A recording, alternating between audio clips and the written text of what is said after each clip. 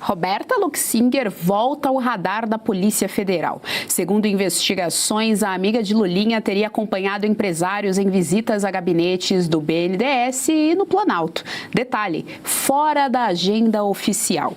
Houve reuniões no Ministério da Saúde e do Desenvolvimento Social. Segundo reportagem do jornal Estado de São Paulo, uma das conversas resultou na assinatura de um contrato de 31 milhões de reais. A PF apura possível crime de tráfico de influência.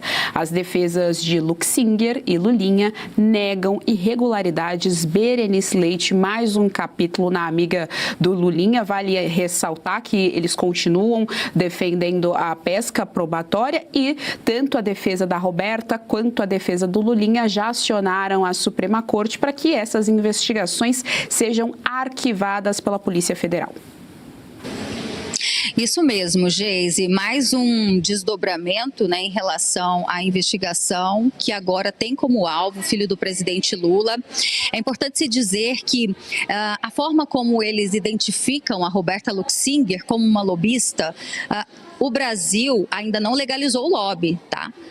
Existe até um projeto de lei para legalizar o lobby, mas o lobby é crime no Brasil. Então, em tese, acredito que ela estaria cometendo um crime se de fato ela vem sendo identificada como lobista.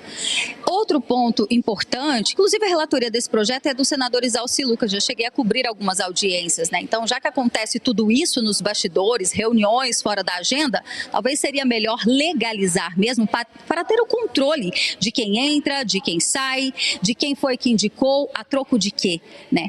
E como você trouxe, Geise, essa questão de um contrato de 31 milhões, importante trazer também um personagem que é o Kleber Ribas. Ele é que é o proprietário dessa empresa que teria fechado um contrato no Ministério do Desenvolvimento Social, que é chefiado pelo Wellington Dias. Nesse ministério, os encontros fora da agenda foram pelo menos ali 17 vezes que ela teria aparecido por lá. E quando a gente fala de encontros fora da agenda, fica aquela pergunta, né? Por que isso não foi oficializado? Outro ponto importante que fala aí nessas revelações que nós tivemos por alguns veículos de comunicação é que a Roberta teria entrado numa dessas entradas no Ministério até usando o elevador privativo do ministro. Então, tudo isso aconteceu com a autorização dele. E um desses contratos, que na verdade totalizando dão 55 milhões de reais, tá? Com essa Tree Trending, né? Que é uma empresa de tecnologia. Esse contrato foi firmado cerca de dias depois dela ter aparecido por lá numa já dessas últimas reuniões. Então, Roberta Luxinger é apontada como uma espécie de ponte. Ela fazia as visitas que o Lulinha não poderia fazer porque ficaria na cara demais, né? Então é justamente isso que a Polícia Federal investiga, lembrando que foi justamente da CPMI do INSS, da investigação do roubo dos aposentados, que eles passaram ali, né, a ter um pouco mais de atenção com essa movimentação. Um lobby que teria iniciado no Ministério da Saúde com o careca do INSS e que depois agora se estende para outros ministérios. A gente está falando também do sistema do DataPrev, gente, que é o sistema que faz ali toda a concentração dos dados de quem recebe benefício social. Então, é algo muito grave que precisa ser investigado. E um outro ponto importante, sem querer me estender, é que a Polícia Federal pediu que seja aberto um novo inquérito, que eu já não estou vendo com bons olhos, mas eu não vou me estender por aqui. Se tiver oportunidade, claro, a gente vai falar ainda ao longo do jornal sobre isso, porque talvez essa abertura de um novo inquérito, Geise, seja apenas para dar munição para a defesa do Lulinha, sob a justificativa de que realmente ele estaria sendo perseguido por ser filho do presidente Lula. Até porque se tivermos um novo inquérito, ele vai ficar nas mãos do ministro André Mendonça ou eles vão pedir um novo sorteio? Né? Havendo uma divergência de opiniões entre ministros, relatores, isso é bom para um tipo de julgamento como esse, para um tipo de processo? Então ficam esses questionamentos. Fabi Barroso, quero te ouvir então, tá aí, bom, ela fazendo esse lobby, essas visitas, né, na ciência política isso é chamado do estamento, né, que são esses agentes políticos que a população não conhece, mas que tem um grande poder de influência, seja um poder financeiro também, ou seja, o poder da agenda, às vezes passa a mão no telefone, liga para alguém, essa pessoa vai fazer essa gentileza, esse favor, vamos dizer assim. Então, do ponto de vista da ciência política, isso existe, isso acontece, a nossa Constituição dá essa brecada, porque é um favorecimento, às vezes é uma corrupção ali que se caracteriza de uma maneira mais passiva. Então, eu quero te ouvir, Fabi, justamente desse ponto de vista como operadora do direito. O direito ainda vive, nós temos ainda algumas pessoas para defender, então quero te ouvir, quero ouvir a sua análise. Olha, Geisiane, primeiro assim, que essa discussão aí, que a terceira ação está para ser distribuída, é bem interessante porque eu vejo aí como uma prevenção ao ministro André Mendonça, não tem por que não distribuir a ele, isso é importante a gente dizer. São 3 processos, um deles é um indiciamento em relação à DataPrev, outro indiciamento em relação ao Ministério da Saúde e esse indiciamento seria um geral de todos, mas o objetivo é o mesmo. Então não vejo assim. Outro argumento que a defesa utiliza, que a gente pode descartar esse argumento como juridicamente válido, é a questão de que ela diz aí que ela sempre ela estava representando o cliente dela. Bom, isso não é verdade. Por que no governo passado ela não tinha, então, esse número de visitas se não há tráfico de influência? Porque o que está sendo investigado é justamente o tráfico de influência. E o tráfico de influência se caracteriza justamente quando você tem alguém, né, um cargo público que venda esse acesso. Está muito claro, 40 visitas, né, algumas visitas ao próprio Palácio do Planalto, ao Gabinete da Presidência da República, ao Ministério da Saúde, entre outros ministérios. Então, fica muito evidente que existe muita fumaça nessa fogueira e a polícia está investigando. Agora, eu não vejo aí uma briga de relatoria. Vamos acompanhar, porque o que eu estou entendendo é que o ministro André Mendonça vai brigar pela relatoria, porque está correto. E a defesa está tentando julgar naquela coisa de pesca probatória e garantismo, sendo que não é disso que se trata. O que se trata aqui, eles estão tentando achar uma desculpa processual jurídica para não responder ao mérito. Qual seria o mérito? Houve ou não tráfico de influência no governo Lula para o filho dele e a melhor amiga, que é a Roberta Luxinger?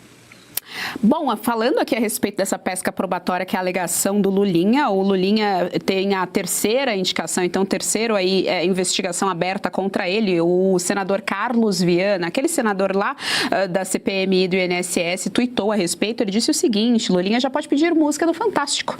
Mais um pedido de inquérito por tráfico de influência e esse é o terceiro.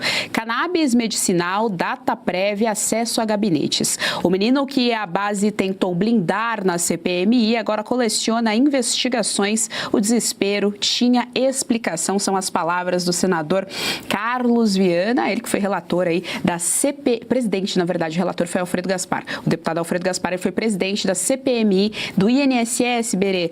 Nós estamos aqui analisando essa questão agora, além da Roberta Luxinger, como muito bem colocou aqui o senador, o Lulinha já pode pedir música no Fantástico, a terceira indicação é a terceira abertura de inquérito por tráfico de influência. Primeiro o Ministério da Saúde careca do INSS, tem ali o DataPrev envolvido e agora essa questão só do lobby do tráfico de influência. Pois é, Geise, como eu estava falando, são instituições diferentes, a gente está falando do Ministério da Saúde, de outro ministério que cuida da questão dos benefícios sociais, do próprio sistema do DataPrev, que administra todos esses dados, todas essas informações, mas gira em torno dos mesmos crimes, né? A gente está falando de tráfico de influência, a Polícia Federal também está investigando, anotei aqui, corrupção, lavagem de dinheiro e organização criminosa.